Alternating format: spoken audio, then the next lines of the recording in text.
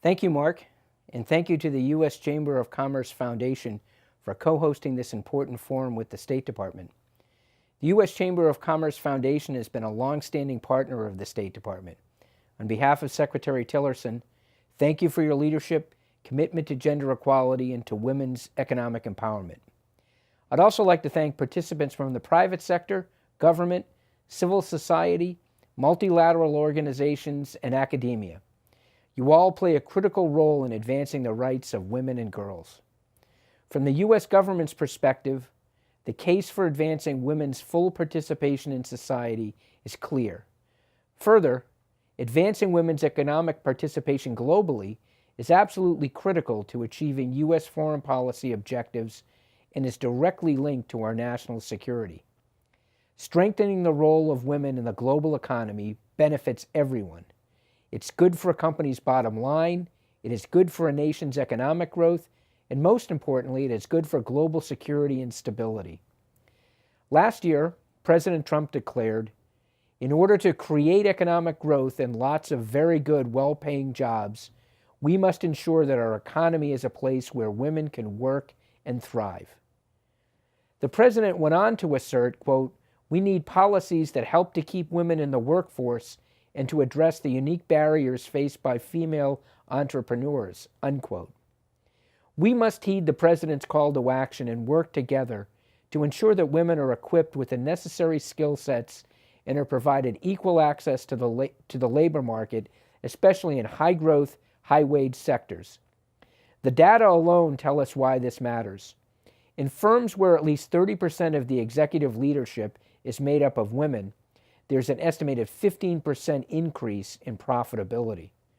Similarly, companies that have gender-diverse boards are proven to outperform those with no women in terms of share price performance during times of crisis or volatility. And high-performing companies are almost 50% more likely than low-performing companies to report that men and women have equal influence on strategy development.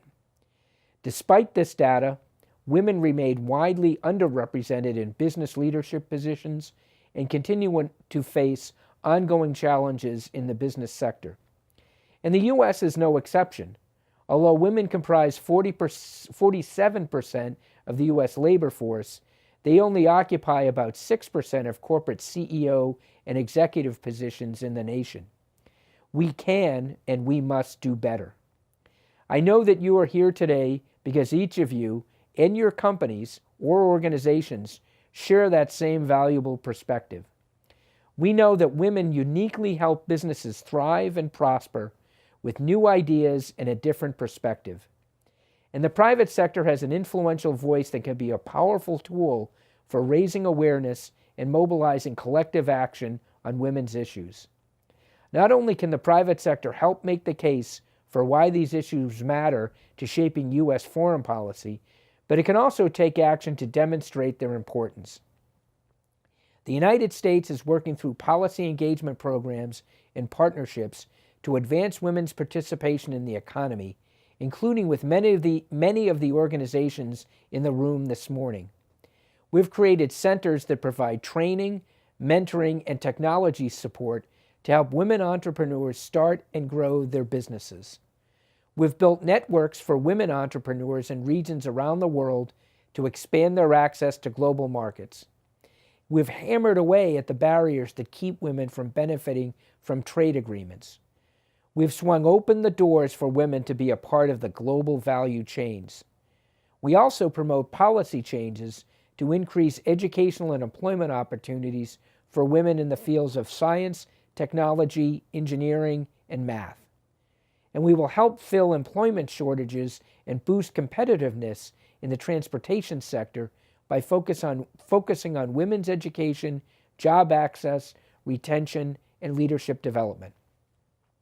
All this reflects the United States' commitment to progressing the rights of women and girls, as well as the tremendous opportunity the private sector has to support and advance gender equality. Best of all, by working in partnership, by collaborating and coordinating, we've been able to do this work in a way that avoids duplication and leverages resources. Through these partnerships, we're able to tackle some of the world's most complex challenges facing women in economies around the world. Yet there is still much work to be done on this front. Our economy and companies cannot reach their full potential until women reach theirs. We're hopeful that more companies will step forward to champion initiatives that break down barriers for women.